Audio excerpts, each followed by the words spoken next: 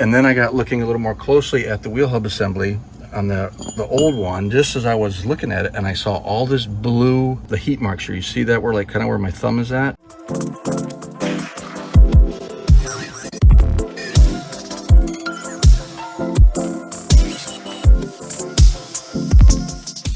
When you're assembling the wheel hub assemblies, do not use an impact wrench. The box will say it on there. It'll give you a big warning sign, because an impact's going to put too much torque on the wheel pack bearing assembly.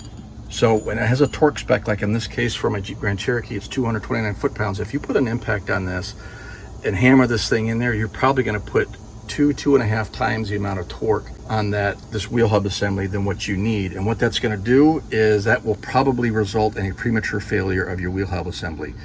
And that's the indication I have on this one here. So I wanted to pass that along as lessons learned for me as well, because I think I can't remember exactly whether I did, because at the time I did not have a torque wrench that went to 229 foot-pounds, only 150.